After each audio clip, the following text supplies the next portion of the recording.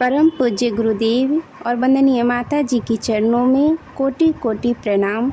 आप सभी को प्रणाम। पुस्तक गायत्री चित्रावली में आज हम सभी सुनेंगे अदृश्य सहायताएं। मनुष्य जितनी उन्नति करता है या सुख सौभाग्य प्राप्त करता है, वह केवल अपने शरीर से नहीं कर लेता, उसे बाहरी सहयोग और सहायता की भी आवश्यकता पड़ती है। जिसे जितनी बाहरी सहायता उपलब्ध होती है, वह उतनी ही जल्दी ऊपर उठता जाता है। अकेले आदमी की शक्ति बड़ी सीमित होती है। जब उसे अनेकों की अनेक प्रकार से सहायताएं उपलब्ध होती है, तभी वह सफलता की मंजिल पार कर पाता है।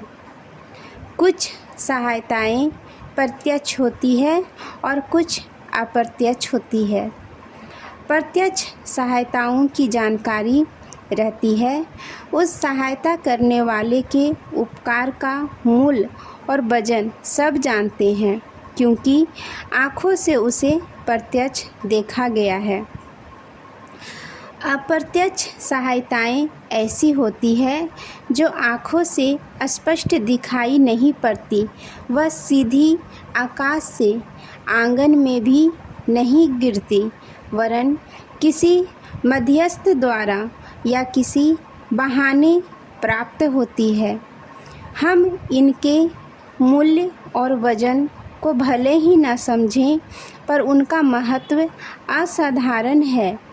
दैवी सहायता मिलना जब बंद हो जाता है, तब बहुधा ऐसा कहा जाता है कि अब हमारा भाग्य सहायता नहीं देता और प्रबल पुरुषार्थ भी निरर्थक जा रहा है।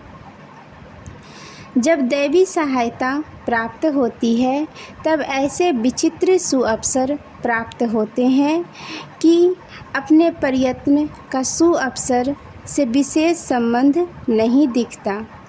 जहाँ उसी परिस्थिति के, उसी योग्यता के, उसी स्थान के अनेक व्यक्ति जहाँ के तहाँ हीन अवस्था में पड़े रह जाते हैं, और वहाँ एक मनुष्य विशेष रूप से ऐसी सफलता का अवसर, लाभ या सौभाग्य प्राप्त करता है जिसके लिए अनेकों तरसते हैं, तो वह लाभ दैवी सहायता के कारण ही समझा जाना चाहिए।